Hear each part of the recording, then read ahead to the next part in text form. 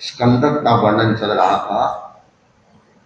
इतने दिन तक वह स्कंदक परिव्राजक था, अब वह स्कंदक मुनि बन गए। भगवान के प्रति, भगवान के तत्व के प्रति उनकी गहरी निष्ठा हो गई, श्रद्धा हो गई, और उन्होंने स्वेच्छा पूर्वक परिव्राजक के वेश को छोड़ दिया और साधुत्व के वेश को धारण कर दिया। और साधुत्व के वेश को धारण करके और वह उनका शिष्य बन गया। हमारी परंपरा में ये नियम है कि मान लो साधुत्व का प्रत्याख्यान किया गृहस्थ वेश में या अन्य वेश में, तब तक उनको वंदना नहीं की जाती जब तक उस समय के मान्य वेशभूषा धारण नहीं कर दी जाए। अपने तो यहां तक वर्णन आता है कि अन्य वेश में अगर कोई केवली भी बन गया, केवल ज्ञानी, तो पहले वह कोई वंदना करेगा, नहीं भाई अभी तक मैंने वेश धारण नहीं किया। तो वेश धारण करता है, उसके बाद वह वंदनीय बनता है, क्योंकि साधुत्व के साथ वेश का भी अपना मूल्य होता है। क्योंकि वेश के बिना आज मैं इस रूप में बैठा हूं, अगर मान लो टाई वाई लगा, सूट बूट लगा बैठो, तो वह लुक आता है क्या? वो श्रद्धा जागती है क्या? वो नहीं जागती। क्यों? कि हर चीज के साथ एक ड्रेस कोड होता है। अभी आप सब सामायिक कर रहे हैं, लगभग मैं देखता हूं चद्दर ओढ़े हुए, मुकुट के बांधे, कितने सुंदर लग रहे हैं, कितने अच्छे लग रहे हैं। ठीक है, दो चार जनों के चद्दर नहीं होते, मैं ये समझता हूँ घोड़ी है या तो, या घरे की जोगवाई होने बैठी, जो भी है, किंतु लगभग मैं देखता हूँ अच्छा क्रम है, ये होना भी चाहिए।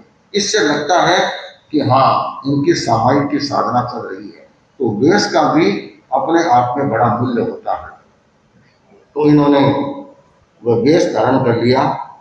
अब बताया है कि भी जो स्कंदक मुनि है वह अपनी साधना कैसे कर रहा है। तो नॉर्मली 5 महाव्रतों का अच्छे तरह से पालन कर रहा है, 5 समिति का पालन कर रहा है, 5 समिति 3 दुख की। हमेशा आप हाजिरी में भी सुनते हैं। और 13 पंथ के जो 13 नियमों की चर्चा भिक्षु स्वामी ने की थी, वो तो आप 5 महाव्रत तो जानते ही हैं। 5 समिति, 5 समिति में कौन कौन सी होती? इरिया समिति, अर्थात देख देख के चलना। भाषा समिति, निर्बद्ध भाषा का प्रयोग करना। और सामान्यतः तीसरे में होते हैं घोषणे आदि की विधि विधान नियम के अनुसार लेना, यह हो गई ऐषणा समिति। और चौथी होगी आदान निक्षेप समिति, अर्थात वस्त्र, पात्र, उपकरण, इनका समयबद्ध प्रतिलेखन करना, इनको व्यवस्थित रूप से रखना। ऐसे नहीं कि दिन पर लटके पड़े रहे, ऐसे नहीं, उनको व्यवस्थित समेट करके अंदर में रखना। ये क्या है? आदान निक्षेप समिति है। और चौथी है उत्सर्ग समिति, परिष्ठापन का कार्य, जो जिस समय में जो विधि है उस विधि के अनुरूप वह कार्य कर रहा है। 3 गुप्ती, मन को नियंत्रित रखना, वचन को रखना, काया को रखना। इस तरह से ये 13 नियम होते हैं। स्कंदक मुनि इनका बराबर पालन कर रहा है और वह ध्यान रखता है कि कहीं भी मेरे से किसी भी तरह से प्रमाद से, अशुभ योग से पाप का बंध न हो जाए। वैसे 6ठे गुणस्थान में शुभ योग और अशुभ योग दोनों माने हैं।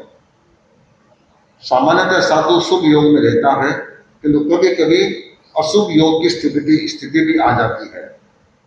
तो अशुभ योग से जितना बचने का प्रयास करेंगे उतना उनके लिए उपयुक्त रहता है। उसके बाद बताया है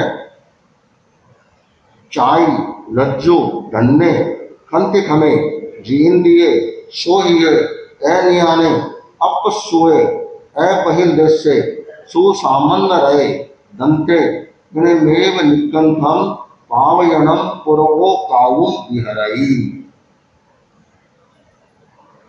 कितने सुंदर बातें बताई है कि पहले बताया कि वह संग का त्याग करता है, आसक्ति का त्याग करता है। आसक्ति का मतलब चाहे खाने में हो, चाहे पीने में हो, चाहे देखने में हो, इधर उधर जाने में हो, उस आसक्ति से अपने आप को बचाकर रखता है। और जो इस तरह से अपने आप को बचाकर रखता है वही तो महान व्यक्ति बनता है। श्रीमद् जयाचार्य के बारे में हम सुनते हैं जब बाल मुनि थे, मात्र बाल मुनि, छोटे से उम्र के थे, और दुकान में हेमराज्य स्वामी विराजमान थे, उनके साथ थे। करीब करीब 12 वर्ष तक हेमराज्य स्वामी के साथ बाल मुनि जीतमल जी रहे, और जो आगमों का अध्ययन किया और चीजों का अध्ययन किया वह सारा हेमराज्य स्वामी के पास किया। इसलिए जयाचार्य जगह जगह कई जगह उल्लेख करते हैं, हेमराज्य स्वामी हमारा विद्या गुरु है।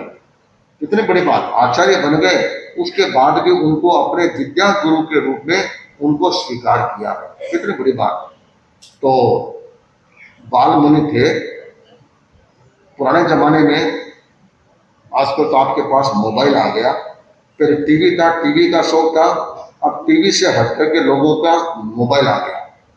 इसमें जो आप चाहे, अच्छा बुरा, मनोरंजन, आत्मरंजन, जो करना चाहे सब कुछ कर सकते हैं। किंतु पुराने जमाने में नटों की मंडली होती थी, नट नटरियों की, तमाशा दिखाने वालों की, या फिर पुंगी बजा के सामने नचाता करता, ये गांव गांव में आते लोग इकट्ठे हो जाते, कोई 2 पैसा, कोई 5 पैसा, कोई पावली, कोई अठन्नी उनके ऊपर देते, उसकी कमाई भी हो जाती और वह खेल भी दिखा देता, लोग उसको घेर लेते थे। कई जगह छोटी सी रस्सी बांध देते, छोटे बच्चे उसके ऊपर चलते थे, वे कैसे चलते हैं, इस तरह से खेल दिखाते थे। तो वहां पाली के बाजार में चौक था, तो वहां पर वह खेल दिखा रहे थे, बहुत सारे इकट्ठे थे। बाल मुनि जीतमल जी कुछ लेखन का काम कर रहे थे, तो वहां पर सब तमाशा पूरा हो गया, घंटा सवा घंटा के बाद, तमाशा पूरा होने के बाद एक भाई ने अपने सावकों से कहा, कभी तेरा पंथ ने 100 वर्ष तो करीब होने वाले हैं, और अगले 100 वर्ष तक इस तेरा पंथ को कोई नहीं हिला सकता। अपने सावकों ने सोचा, रे वो किस मुंडो बोले है, हमेशा तो अपनी आलोचना करता है, आज ये प्रशंसा कैसे करता। अरे भाई जी, आपके मुंह से ये बात कैसे? अरे भाई देखो, अभी तमाशा चल रहा था, खेल चल रहा था, करीब 1 घंटा सवा घंटा चला, क्या चला ये मुझे पता नहीं है, मैं तो केवल बाल मुनि जीतमल को देख रहा था कि ये आंख उठा करके देखता है या नहीं देखता है। नहीं तो थोड़ा ढम ढम बजता है तो लोग अपने खिड़कियों से, दरवाजों से बाहर आकर देखते क्या है, समझ में आ गया तो देख लेते, नहीं वापस चले जाते, एक बार तो देखते ही है। तो बाल मुनि को तो इन चीजों की और रुचि होती है, किंतु इन्होंने आंख उठाकर नहीं देखा, अपना जो लेखन का काम कर रहे थे उसको बराबर कर रहे हैं, कोई आकर्षण नहीं, कोई आसक्ति नहीं। तो जिस धर्म संघ के एक छोटे छोटे बाल मुनि में भी इतनी आसक्ति का त्याग है, बाहर के तामझाम से इतने दूर है, उस संघ के विकास को कोई रोक नहीं सकता। कितनी बड़ी बात है, इतने महान, तभी वे आगे जाकर के प्रज्ञा पुरुष के रूप में बने। देखो 3.5 लाख पद्यों की उन्होंने रचना की, तो सामान्य बात है क्या? उस जमाने में बिजली कहाँ थी, पहली बात।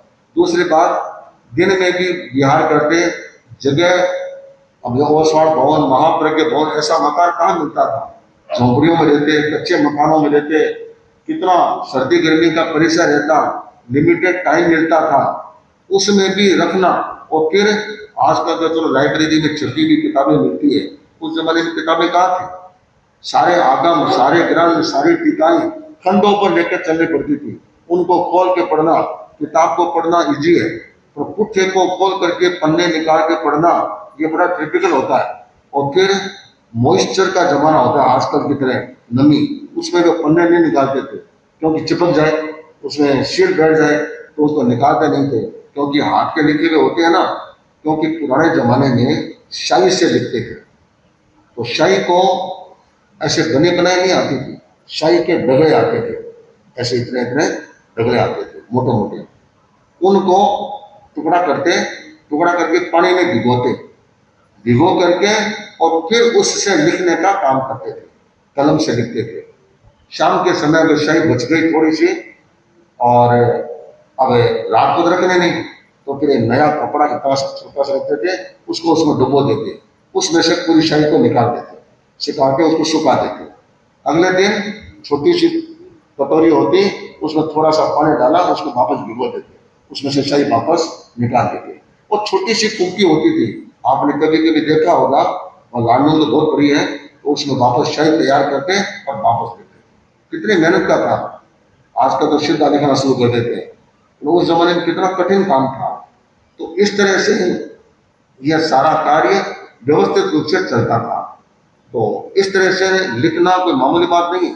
तो जो व्यक्ति संघ का त्याग कर देता है, समझना चाहिए वह उतनी ही आसक्ति से दूर होता है। देखो आज के जमाने में बाहर के आकर्षण इतने हैं कि दिन भर उसमें लगे रहो, टाइम कम पड़ जाएगा, माल कम नहीं होगा, इतना है।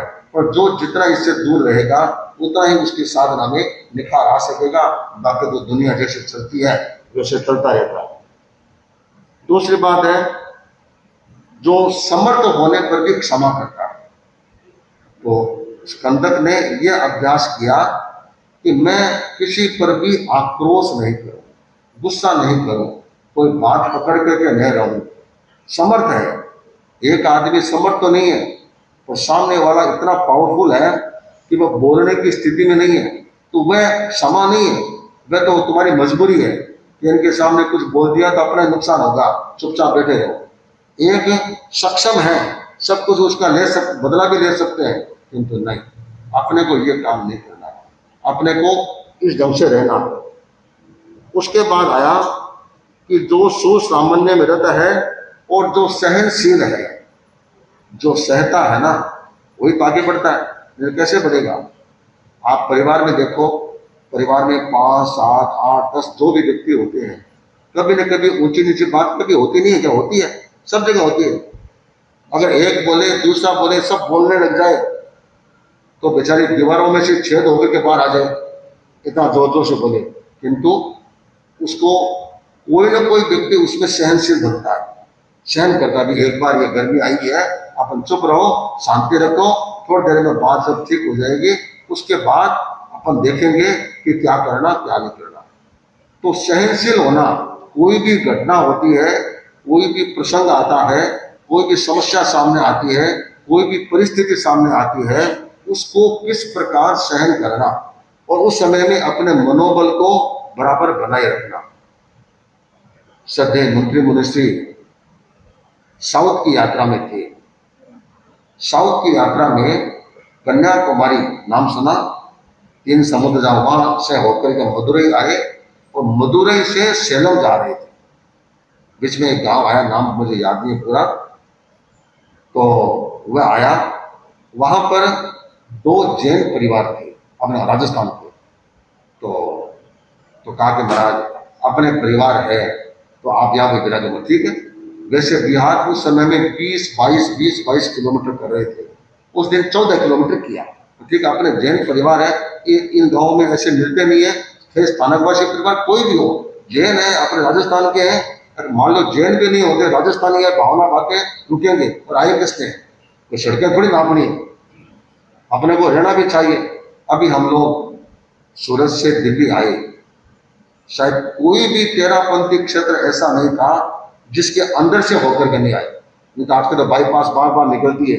मैंने बाईपास किस लिए? अपने श्रावकों के घर है तो अपने फर्क क्या पड़ता है?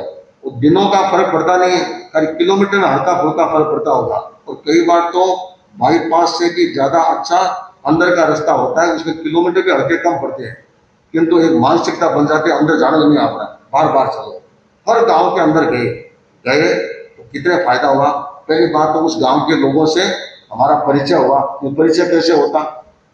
और परिचय होने के साथ साथ उस गांव में जाने का जब निश्चय किया तो उस गांव के लोग भी 2-2 मंजिल 3-3 मंजिल सामने आते, सेवा करते, पैदल आगे भी सेवा करते, उनको भी सेवा का लाभ मिला। और अपने साथ भी 5-7 व्यक्ति रास्ते में चलने वाले मिल गए। तो सब तरह से लाभ ही लाभ होता है। फिर गांव में जाते हैं तो घरों में गोष्ठी भी करते हैं।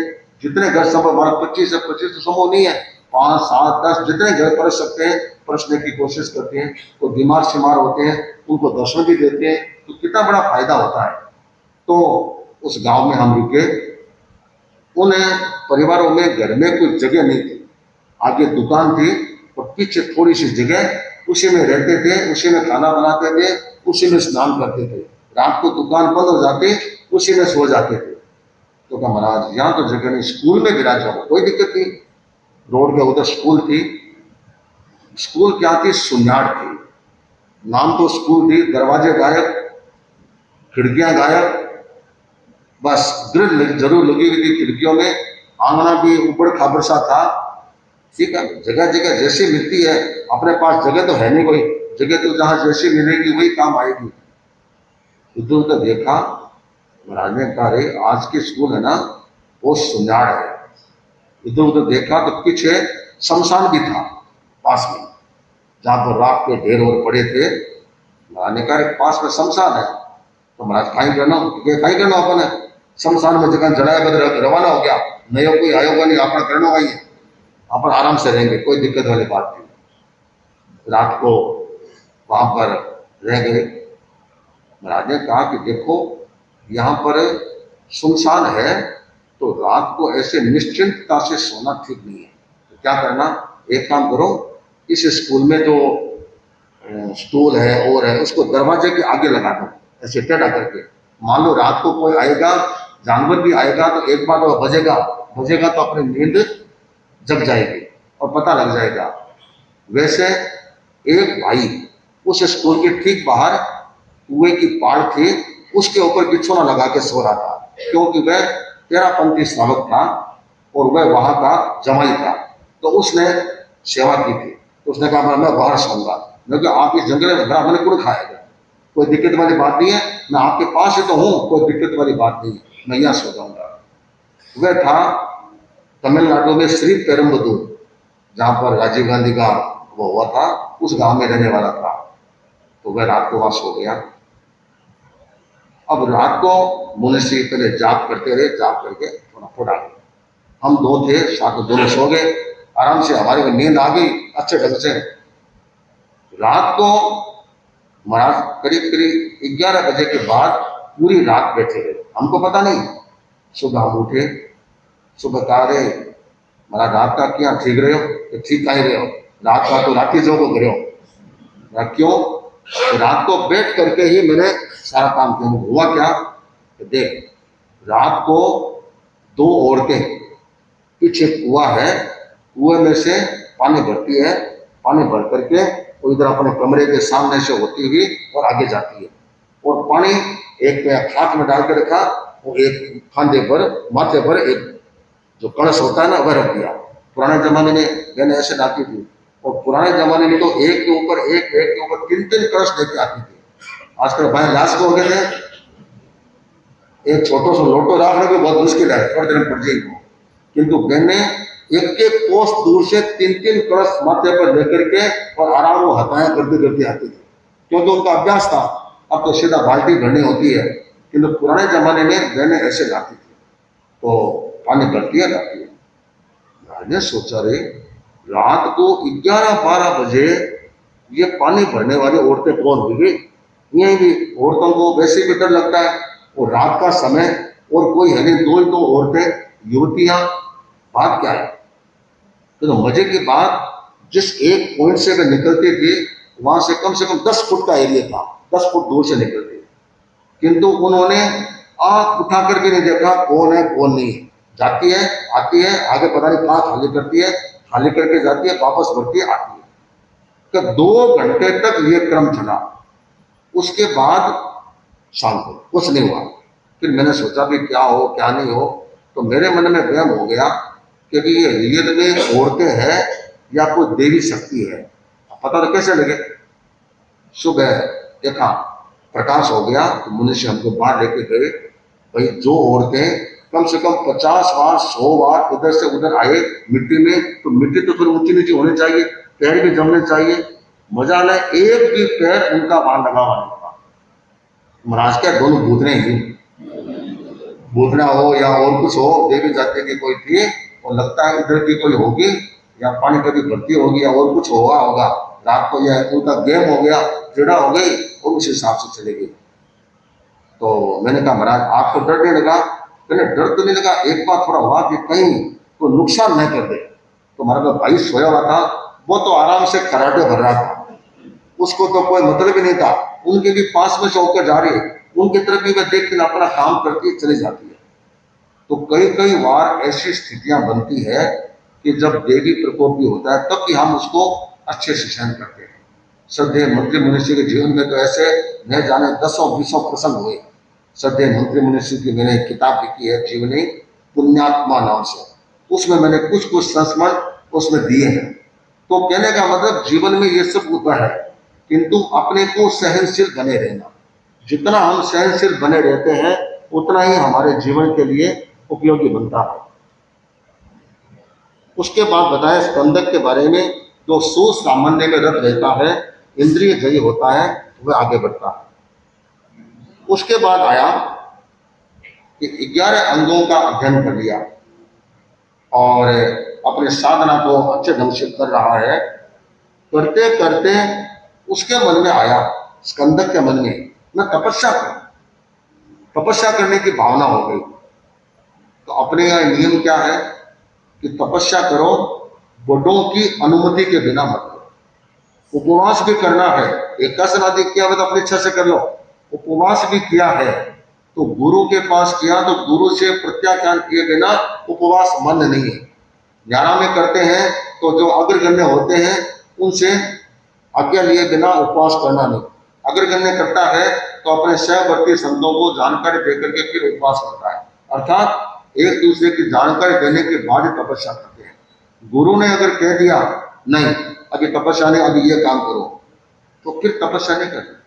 फिर तपस्या करना गुरु की इच्छा के विपरीत अगर कर लेते हैं तब कई बार दिक्कत पैदा हो जाती है। परम श्रद्धेय आचार्य श्री महासमन जी कई बार अपने प्रवचन में फरमाते हैं कि मेरी गर्मी का मौसम था, पहले हर महीने की 1 तारीख को करते थे, 1 तारीख को उपवास करते थे, 1 तारीख को उपवास करते थे। आचार्य श्री महासमन जी थे तब हर महीने की 1 तारीख को उपवास करते और लगभग 24 उपवास करते थे। गुरुदेव तुलसी के पास गए, कहा कि गुरुदेव मुझे उपवास करना। नहीं, अभी मौसम ठीक नहीं, गर्मी ज्यादा है, अभी रहने दो, पढ़ाई लिखाई करो। नहीं गुरुदेव मेरा बहुत मन है। कह दिया ना अभी नहीं, गुरुदेव मेरा हमेशा का क्रम चलता है, मतलब बहुत आग्रह किया, ठीक है तेरी इच्छा थी, क्या करा दिया। हमेशा उपवास सोरा होता था, उस दिन बहुत दौर हो, माथो भी फाटन लाग गयो, गलो भी दुखन लाग गयो, उल्टा भी होने लगी और समस्याएं भी होने लग गई। मतलब वह रात उनको बैठे बैठे निकालनी पड़ी, बहुत कष्ट हुआ। तो फिर अगले दिन गए, क्यों मुदित कैसे रहा? गुरुदेव बहुत असाधारण। समझ में आया कि नहीं आया? कि गुरुदेव अच्छे तरह से समझ में आ गया। अर्थात गुरु की इच्छा से हम काम करते हैं, उस काम में हमेशा सफलता ही सफलता है। आचार्य प्रभु ने हमको फरमाया कि दिल्ली जाना है, जो निर्देश क्या आपके लंबा तो पड़ेगा, लंबा पड़ेगा तो ताकत भी आप ही देंगे, सामर्थ्य भी आप देंगे, हिम्मत भी आप ही देंगे, फिर हमको क्या दिक्कत है। अर्थात गुरु की इच्छा है, आदेश नहीं, केवल इच्छा का ही पता लग जाए, हम वह काम कर लो, उसमें कई गुना सफलता हमें मिल जाती है। यह विश्वास गुरु के प्रति होता है।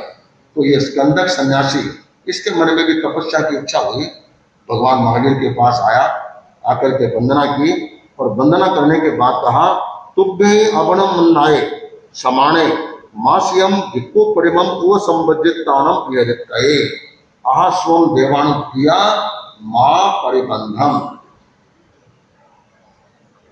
भगवान के पास आए, कहा कि भगवान मैं भिक्षु की पहली प्रतिमा स्वीकार करना चाहता हूं। जैसे श्रावक की 11 प्रतिमाएं होती है, तो साधु की भी 12 प्रतिमाएं होती है। साधना की एक विशेष प्रक्रिया है, उसमें होता है। तो एक प्रतिमा धारण की, वह 1 महीने की, दूसरी 2 महीने की, तीसरी 3 महीने की, ऐसे करके उन्होंने क्रम से 12 प्रतिमाएं धारण की। उनमें क्या होता है कि पहली प्रतिमा 1 महीने की, और उसमें रहना कहा तो उपास्य में नहीं रहना, या तो वृक्ष के नीचे रहना, या कोई सूना घर है, आधो पर्दो फुटेड़ो है, उसमें रहना, या फिर ऐसी जगह पे रहना जिस कमरों को छोड़ दिया लोगों ने, वहां पर रहना। वहां पर रह करके ये साधना करना। उसका नियम क्या है? गोचरी के लिए जाएगा, खाना 1 टाइम खाएगा, पहली बात। दूसरी बात, गृहस्थ ने अपने ढंग से पहली बार में जो चीज बेरा दी, जिस चीज के लिए आग्रह किया, तो उसको मना नहीं कर सकते। अगर सुस्त है तो, अगर साग बेरा दिया तो साग ले लिया, रोटी नहीं ले सकते। अतः एक बार में जो चीज गिरा दी, एक दत्ती, बस वही खा करके सारा काम, 1 महीने तक गिर सकता है। दूसरे महीने में 2 महीना चलता है, 2 दत्ती, 2 बार में कोई चीज गिरा दी तो 2 महीने तक वह प्रयोग करना। ऐसे करते करते 7 प्रतिमाएं हैं, उनमें 3 बार, 4 बार, 5 बार, 6 बार, 7 बार गिराए तो चीज ले सकते हैं, किंतु उसकी टाइमिंग फिर बढ़ गई, 7 महीने तक करना पड़ता है। फिर 8वीं प्रतिमा होती है, वो 7 दिन रात की होती है, उसमें चतुर्थ भक्त मतलब एकांतर करना पड़ता है, 1 दिन उपवास, 1 दिन तपस्या। उसमें कोई भी मकान में नहीं रह सकते, गांव के बाहर शून्य जगह पर रहना पड़ता है, और उसमें एक फिक्स आसन के साथ उसको यह तपस्या करनी पड़ती है। फिर 9वीं प्रतिमा में भी 7 दिन की होती है, उसमें भी उसी तरह से भिक्षु प्रतिमा होती है और उसके आसन बदल जाते हैं। ऐसे करते करते 12वीं प्रतिमा आती है, वो 1 रात्रि की आती है। वह प्रतिमा शमशान में करनी होती है।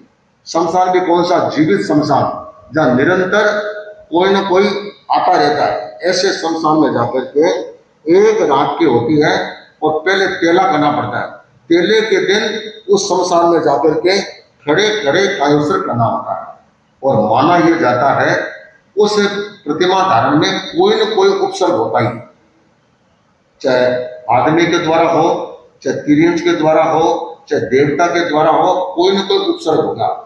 उसमें या तो मृत्यु हो जाएगी, या अगर भाग गया तो पागल हो जाएगा। दोनों में एक स्थिति बनती है।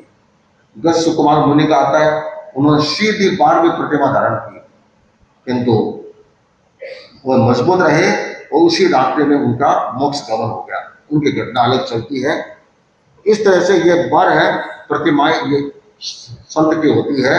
तो स्कंदक सन्यासी ने ये 12 प्रतिमाएं धारण की, 12 प्रतिमाएं। तो इनकी बड़ी खुशी हुई कि मुझे भगवान ने अनुमति दी और मैंने ये 12 प्रतिमाएं धारण की। तो एक दिन, कुछ दिन पहले एक 11 प्रतिमा धारण करने वाले एक व्यक्ति आए थे ना, लालचंद जी कोठारी। यहाँ भी दिल्ली में भी एक सावक हुए हमारे धनराज जी थे, जो मुनि ध्यान मूर्ति जी के रूप में है। तो कई लोगों ने कहा महाराज सावक की 11 प्रतिमा क्या होती है? मैं संक्षेप में तो मैं आपको बता सकता हूँ, बाकी तो ठीक है। जैसे सावक की 11 प्रतिमाएं होती है। सावक की 11 प्रतिमाओं में पहली प्रतिमा होती है दर्शन प्रतिमा। इसकी अवधि होती है 11 प्रतिमाएं क्रम से 1-1 महीना बढ़ता जाता है। पहली 1 महीने की, दूसरी 2 महीने की, 11वीं 11 महीने की, इस तरह से अवधि होती है। उसमें क्या आता है? सम्यक्त्व के दोषों को वर्जना, अर्थात फिर इधर उधर चक्कर लगाना, इधर उधर टिक्के लगाना, इधर उधर पूजा पाठ करना, ये सारा का सारा बंद हो जाता है। केवल जिस धर्म को स्वीकार किया हुआ है उसी धर्म के नियम उपनियमों का ही पालन करना, ये पहली प्रतिमा। दूसरी प्रतिमा है व्रत प्रतिमा। इसमें क्या होता है? श्रावक के 12 व्रतों को स्वीकार करना अनिवार्य होता है, और इसमें अपना 8म 14 को उपवास आदि वे भी करने की प्रक्रिया शुरू करनी होती है। तीसरी होती है सामायिक प्रतिमा, 3 महीने की। इसमें सामायिक और संबर जैसा बता से, जिस दिन खाना खाते हैं उस दिन रात्रि को संबर कर लेते हैं, और जिस दिन खाना नहीं खाते उस दिन पोषक कर लेते हैं, अष्टप्रहरी पोषक। चौथा है पोषक प्रतिमा, ये 4 महीने की होती है। इसमें अष्टमी, चतुर्दशी, अमावस्या और पूर्णिमा, ये 4 दिन तक कुछ भी चौबिहार करना पड़ता है, और उस दिन क्या करना पड़ता है? अष्टप्रहरी पोषण करना होता है। 14 अमावस, 14 पूर्णिमा साथ साथ आती है, तो 2 दिन की उस 2 दिन का पोषण लगातार करना पड़ता है, अर्थात 16 प्रहरी पोषण इसमें अनिवार्य होता है। ये इसका क्रम है। 5वां है कायोत्सर्ग प्रतिमा। 5वीं प्रतिमा धारण करते ही उसको कई नियम स्वीकार करने पड़ते हैं। पहला, स्नान नहीं कर सकता। दूसरा, रात्रि भोजन नहीं करता। तीसरा, धोती की लांग नहीं देता। पहले पुराने धोती पहने ऐसे चौपट्टे की तरह उस तरह से कपड़े पहनता है। दिन में ब्रह्मचारी रहता है और रात्रि में मैथुन का परिमाण करता है। ये 5वीं प्रतिमा। 6ठी प्रतिमा है ब्रह्मचर्य प्रतिमा, 6 महीना सर्वथा शील का पालन करना। और 7वां है सचित्त प्रतिमा, सचित्त मात्र का त्याग करना, फल सब्जी पानी जो भी है सचित्त का पूरा त्याग रखना। आठवीं है आरंभ प्रतिभा, स्वयं आरंभ समारंभ नहीं करना, अर्थात फल आ गया कुछ सुधार लिया खा लिया, नहीं, स्वयं आरंभ समारंभ नहीं कर सकता, दूसरों से करवा सकता कि मेरे को ये दे दो ये दे दो, ये दूसरों से करवा सकता। नौवां है प्रश्य प्रतिमा, पर नौकर चाकर से या घर वालों से भी आरंभ समारंभ नहीं करवाना, जो सहज है उसको ही लेना। 10वां है उद्दिष्ट वर्जक प्रतिमा, मैं पर्टिकुलर उनके लिए आज पालनो है उकारी बना दी, पर्टिकुलर उनके लिए नहीं बनाना, घर में और मेंबर भी पी रहे हैं खा रहे हैं उस हिसाब से बनाए तो वह दे सकता है। दूसरी बात, वह 10वीं प्रतिमा में या तो लोच कराओ या मुंडन करवाओ, दोनों में से दोनों विकल्प उसके खुले होते हैं। घर संबंधी कोई बात आ जाए, कभी आप ये बताओ इस घर में वह ब्याज के रुपये कहाँ दिए हुए हैं या कहाँ नहीं दिए हुए, या वो कोई काम के बारे में पूछ लिया, तो वह केवल 2 वाक्य बोल सकता है, ये बात मैं जानता हूं ये बात मैं नहीं जानता हूं, बस इससे ज्यादा वह उनके बारे में बता नहीं सकता। बताना है वह प्रतिमा धारण करने से पहले ही जो कुछ बताना है बता दो। और 11वीं प्रतिमा है समण भूत प्रतिमा, साधु नहीं है और साधु के सदृश वह अपने आचार का पालन करता है, लोच भी करा सकता है, क्षुर से मुंडन करा सकता है, साधु का आचार मंडोपकरण रखता है, बर्तन वही रखता है, उसके साथ साथ साधु का ही वेश धारण करता है, और वह भिक्षा करेगा। भिक्षा भी कहाँ जाएगा? ज्ञाति जनों में, अपने परिवार है उन्हीं में जाता है, क्योंकि ज्ञाति जनों से उसका संबंध टूटता नहीं है, तो वहां पर वह जाता है और वहीं पर अपना भोजन आदि देता है, ओगा भी रखता है। तो ओगा में फर्क क्या पड़ेगा? हमारे तो एक कपड़ा बांधा हुआ है, उनके कपड़ा बांधा हुआ नहीं होता है, सीधी खुली डांडी होती है, बस इतना सा फर्क रहता है। इस तरह से इसके छोटे छोटे अंदर अंदर में चर्यागत और भी नियम है कि मूलभूत यह है कि 11 प्रतिमा इस तरह से धारण करते हैं। इसी तरह साधु के भी ये प्रतिमाएं 12 प्रतिमाएं होती है। तो स्कंदक सन्यासी ने यह साधना 12 प्रतिमा को धारण करके की, और उसके बाद इसने मन में सोचा ये तो मैंने कर ली, तो मेरा शरीर सक्षम है, सक्षम शरीर है, तो मैं कुछ और साधना करूं, मन में ध्यान तो करता ही हूं, साथ साथ में तपस्या भी करूं और अच्छी तपस्या करूं, बड़ी तपस्या करूं। इस चिंतन के साथ उसने विचार किया और विचार करके भगवान महावीर के पास आकर के इस प्रकार वह नियम देता है। इसके प्रक्रिया